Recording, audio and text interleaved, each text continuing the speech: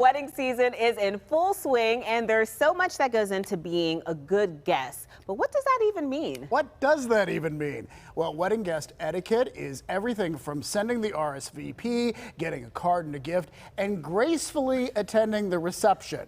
Yeah. Our etiquette expert, Liz Aquino, is here to help us through this, as she always does. Yeah, okay, so here's the first question. If the wedding invitation doesn't include a +1 or your child's name, is it okay to ask the couple if you can add them, or I think worse yet, just bringing someone? Oh my gosh, yes, no, please don't do that. Okay. Only those addressed on the invitation are formally invited to the wedding. Adding names of unexpected additional guests to that RSVP card is a huge wedding guest faux pas. Also, just showing up with your kids in tow or your new significant other, a big faux pas. And in that same vein, don't ask the couple, is it okay if I bring my kids? They weren't included on the invitation, but I'm having a hard time getting a sitter. That puts them in a really awkward position.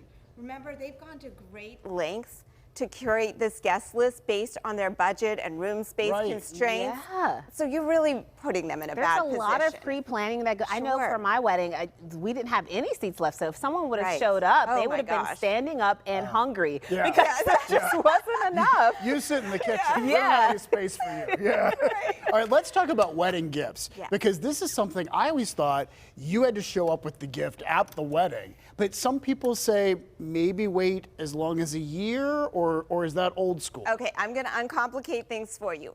Send that gift prior to the wedding or very soon after, aim for 3 months or less post-wedding. Okay. But really a good rule of thumb is to send that gift the week that you get the invitation.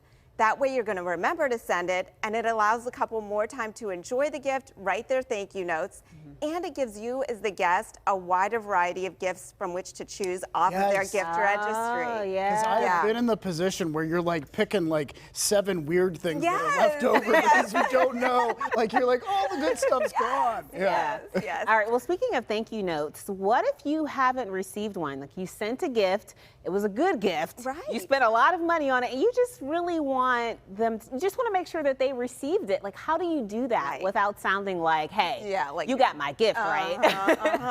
Yeah, well, the best guarantee of them getting your gift is definitely receiving that thank you note. But if you don't receive a thank you note in a reasonable amount of time, and I'd say that's about 3 months post-wedding, then it's fine to bring it up to the couple, but do it in a way that it doesn't sound like you're shaming them for not sending a thank you. So you can say something like, I never got a delivery confirmation for that coffee maker I sent you. Let me know if you didn't get it, and I'll start tracking it. Yeah, I love that you give us time, Liz. Like 3 months. Well, it's to a check busy in. time And at that's, weddings. you need to know these things. That's why we love it when you're here. So one final question. Yes. How do you know what to wear to a wedding? Because can you sort of gauge the dress code if they don't explicitly say what to wear? Yes. Not white, right? Not white, definitely not white. You don't want to try to outshine the couple. So no white dresses, no top hats as a wedding guest. Nothing.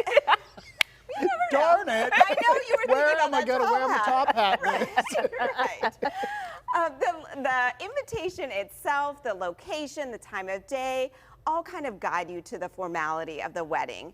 Never wear anything too skimpy, too loud, too flashy, and think about the nature of the service, whether it's secular or religious, the culture of the couple being married, so you don't wear anything that might offend them. Right. All right. Good tips, Liz. Now I feel like I know what to do. We're ready to I wedding. I want to take Liz with me all the time to answer my questions.